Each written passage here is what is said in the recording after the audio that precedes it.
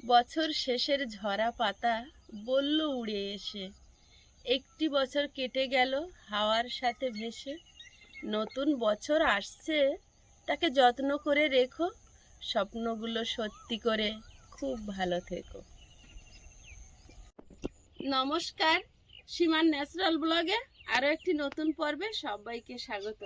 এই পর্বটা যেহেতু আপনারা পয়লা বৈশাখে দেখতে পাবেন, তাই সকল প্রিয় দর্শক বন্ধুদের জানাই শুভ নববর্ষ। দেখতে দেখতে সীমায়িত জীবনের সংকীর্ণতা ভুলে আমরা কিন্তু সামনের দিকে এগিয়ে চলেছি। অতীতকে মনে রেখে বর্তমানকে বরণ করে নেওয়াটাই আমাদের কাজ, মানুষের ধর্ম। তো এই সীমায়িত জীবনের সংকীর্ণতা ভুলে আমরা যেন আগামী দিনগুলো ভালোভাবে কাটাতে পারি, এই প্রার্থনা। সবাই নতুন বছর খুব ভালো কাটাবেন, সুস্থ থাকবেন, এই কামনা করে আজকের পর্ব শুরু করছি। সবাই দেখতে থাকুন, আশা করছি ভালো লাগবে। আর যারা প্রথমবারের জন্য দেখছেন, প্লিজ আমাদের চ্যানেলটি সাবস্ক্রাইব করে অবশ্যই অল নোটিফিকেশান অন করে দেবেন। সীমায়িত জীবনের সংকীর্ণতা ভুলে আমরা যেমন একটা বছরকে বরণ করে নিচ্ছি, জীবন থেকে কিন্তু একটা বছর চলেও গেল। জীবনের এই সীমায়িত পরিধির থেকে একটু একটু করে কিন্তু কমছে। তো এটাই জীবন। চড়ক মেলায় বেরিয়ে পড়েছি।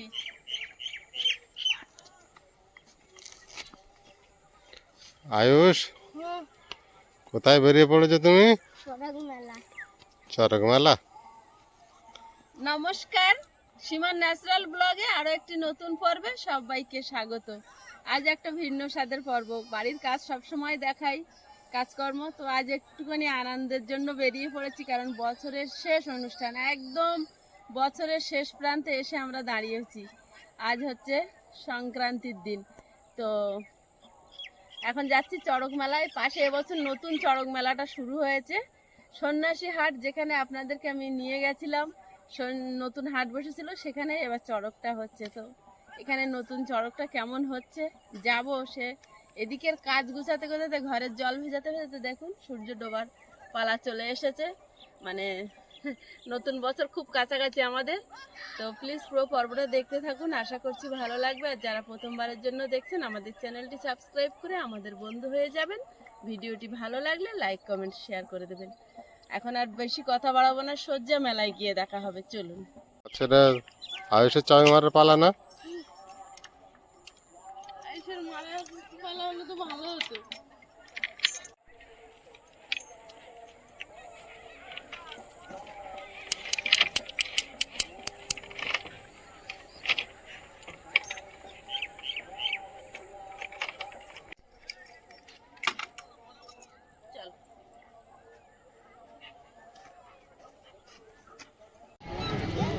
মেলা বিশাল ভিড় হয়েছে।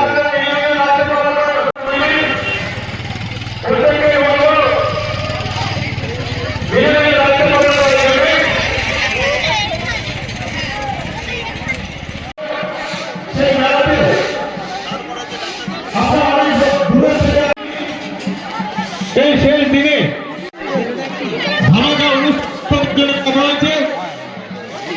প্রত্যেকটা দিনেই প্রত্যেকটা অনুষ্ঠানে আপনাদের আমন্ত্রণ রইল।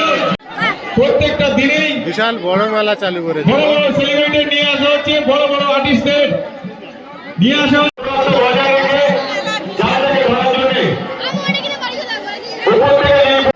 বিশাল বড় জায়গা নিয়ে একটা মেলা শুরু হয়েছে। আমরা কোনদিন আসিনি, এত বড় হয়েছে জানতামও না।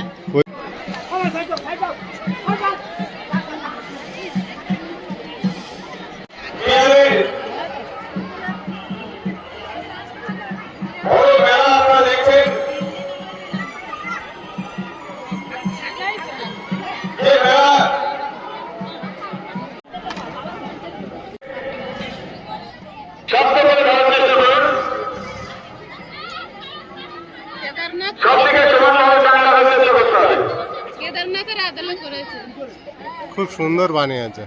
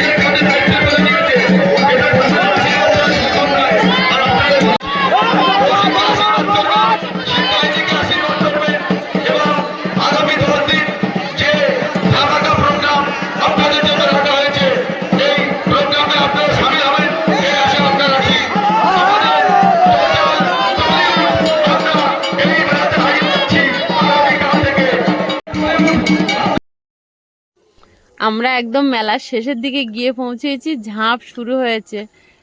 ঝাঁপ শেষ হওয়ার পথে এবার বাচ্চাদের ঝাঁপ পড়ানো হচ্ছে।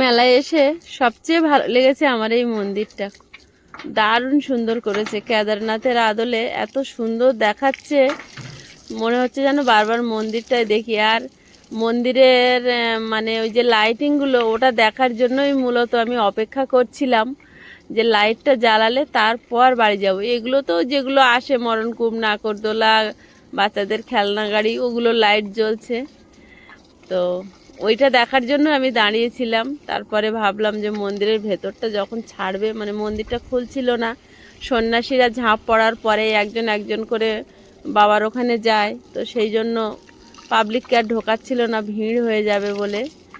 তাই আমরা অপেক্ষা করছিলাম দাঁড়িয়ে দাঁড়িয়ে। আর মেলা মানেই হচ্ছে মিলন ক্ষেত্র, ওখানে গেলে সবার সঙ্গে দেখা হয়, আনন্দ, কথা বলা, মানে জটিল জীবনের কষ্ট, দুঃখ, যন্ত্রণা, যত কাজ কর্ম সব কিছু থেকে বেরিয়ে যেন একটু আলাদাভাবে সময় কাটানো। কথা বলতে বলতেই দেখুন লাইটিংটা দিয়েছে, কি ভালো লাগছে, কি ভালো লাগছে, দারুণ সুন্দর লাইটিং করেছে, দারুণ দারুণ, খুব সুন্দর লাগছে। একদম কেদারনাথের মন্দিরের মতোই করেছে, কেদারনাথের আদলে প্যান্ডেলটা সাজিয়েছে। এবার ভিতরটা ঢুকে দেখার অপেক্ষায় আছি। এখন প্রচুর ওই যে লাইনটা একটু কমলে তবে যাব।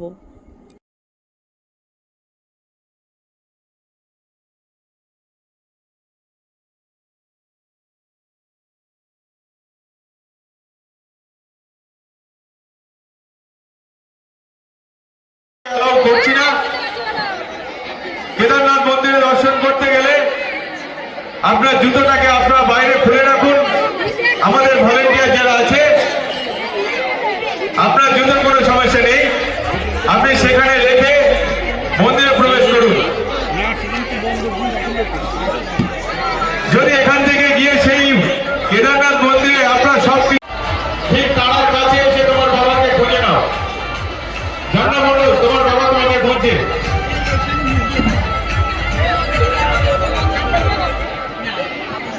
আমাদের মন্দিরের গেট খুলে দেওয়া হয়েছে, সবাই কামনা বাসনা করবো। দোলনাতে না ওঠার জন্য অনেকের কষ্ট হচ্ছে, আমরা বুঝতেই পারছি। আগামীকাল নতুন বছর শুরু, আগামীকাল থেকে অতি অবশ্যই সবকিছুতে আপনারা উঠতে পারবেন। মেলার দোকানপাট সেরে গেছে, যেমন আশা করি আপনাদের সবার ভালো লাগবে। প্রথম বছর মেলা করছি, অনেক ধৈর্য নিয়ে আমাদের হবে। আপনাদের ঘরের ছেলেরাই মেলা করছে। এই শিব বাহিনী আপনার আমার সমান, শুধু শিব বাহিনী আমার নয়, আপনারও শিব বাহিনী।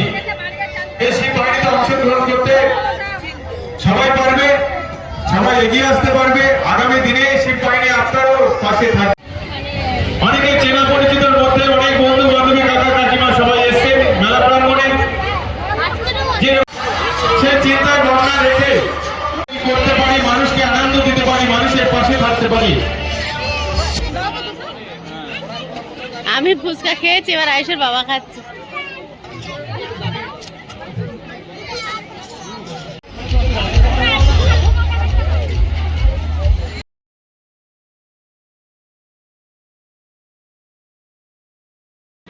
একটু বলছি সামনে আসবে, আরো বড় কিছু করার। আপনারা জানেন এবছরে মেলাতে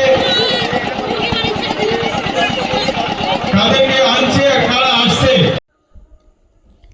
স্টেজটা খুব সুন্দর করেছে, আর এখানে অনেক নায়িকারাই মূলত আসবে, পোস্টারে দিয়েছে। এখনো 10-12 দিন মেলা চলবে, কিন্তু আমাদের হয়তো এটাই শেষ আশা, আর আসতে পারবো কি জানি না, কারণ আমাদের ঘর বাড়ি তো নেই, জিনিসপত্র সারা জায়গায় থাকে, আর এই অনুষ্ঠানগুলো মূলত রাতে হবে, তাই আর আসা হয়তো হবে না।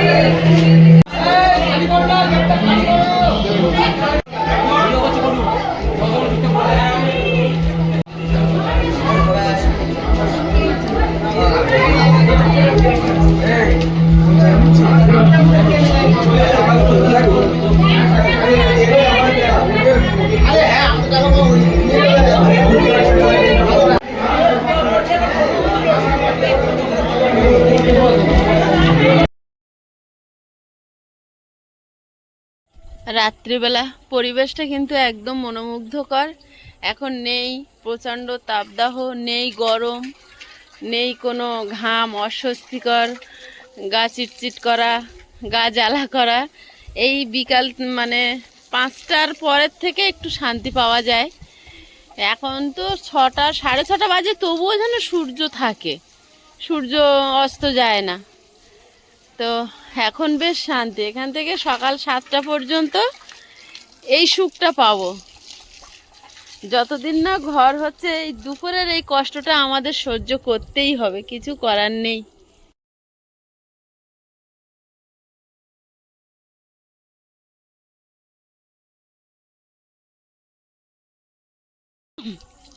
আমাদের আয়ুষের বাবা আবার রাত্রিবেলায় দেয়ালে জল দিচ্ছে। প্রতিদিন যত গাঁথা হচ্ছে, দেয়াল বাড়ছে, কাজও বাড়ছে। এবারে সারাক্ষণ না ভেজালে যে ইয়ের থেকে যে লবণটা আছে, ইউরিয়া না কি বলে, ওটা বেরিয়ে যায়, সাদা হয়ে যায়। হ্যাঁ গো, ওটা কি বলে? হ্যাঁ, ইউরিয়া বলে তো ওটা, যেটা আমাদের ভিটে হয়েছিল, জল দিতে পারোনি ঠিক করে, সাদা হয়ে গেছিল। তো সেটা যাতে আর না হয় তার জন্য যতটা সম্ভব, হ্যাঁ, মোটরটা হয়ে একটু সুবিধা হয়েছে, যতটা সম্ভব, একটু না অনেকটাই সুবিধা হয়েছে। এখন 9টা বাজে। আমি আবার পাম্পটা ঠিক করে চালাতে পারতাম না, তো হাওয়া নিয়ে নিত, সমস্যার শেষ ছিল না। যাওয়াটা তো অত জায়গা হ্যাঁ, এখন অনেকটা দেয়াল চারিদিকে ভেজাতে হবে, আবার কালকের এই ইট তুলে রেখে গেছে, ওই ইটটা জল দিয়ে দিও মনে করে, ঠিক আছে? একবার ভিজিয়ে দেবো। হ্যাঁ, একবার ভিজিয়ে দিও, বলে দিয়েছিল, আমার ভুলে গেছি। আমরা গতকাল চড়কে গিয়েছিলাম, সেই চড়কের যে মেলাটা হচ্ছে ওখানকার লাইটিংটাই দেখা যাচ্ছে। আমাদের বাড়ি থেকে খুব একটা দূরে নয়, কিন্তু আমাদের এই জিনিসপত্র চারিদিকে এলোথেলো থাকার কারণে আমাদের যেহেতু ঘর বাড়ি এখন নেই, তাই ওই মেলা হচ্ছে কয়েকদিন ধরে, আরো হবে বৈশাখী মেলা, চড়ক হয়ে গেছে তাই কি, কিন্তু যেতে পারি না।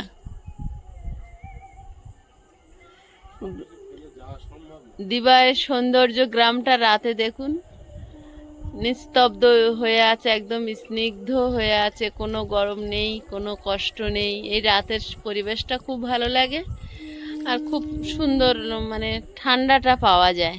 একজন দিদিভাই কমেন্ট করেছিল যে প্রদীপবাবুর স্কুটিটা দেখা যায় না, তো স্কুটিটা একটু দেখে নিন দিদিভাই, এই যে রাখা আছে। যেহেতু এটা খুব একটা ব্যবহার হয় না, তাই এইখানেই ঘরের ছাওয়ায় রাখা হয়। সাইকেলটা সবসময় ব্যবহার করে।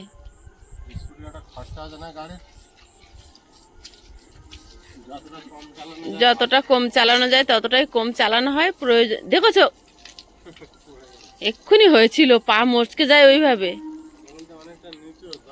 ওখানে মাটি দিয়ে দেবে তো কালকে তুমি আগে।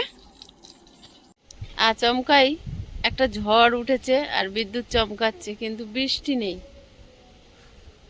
ভালো ঝড় হচ্ছে, মাঝে মাঝে দমকা দিয়ে জোরে আসছে, আবার মাঝে মাঝে কমে যাচ্ছে। এখন যেমন কমে গেছে, গেটটা বাড়ি মেরে খুলে দিয়েছে, গেটটা বন্ধ করে দিয়ে আসতে হবে। কারেন্টটা চলে গেছে। আমাদের যেহেতু এলইডি বাল্ব, তাই জ্বলছে। কি পরিমাণ ধুলো উঠছে,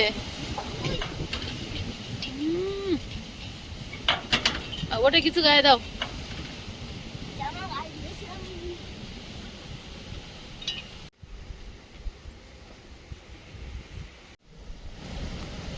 আয়ুষ, খেজুর গাছটা কেমন দুলছে দেখো পাতাগুলো, অন্ধকারের মধ্যে বুঝতে পারছি না আমরা, তাও দেখো।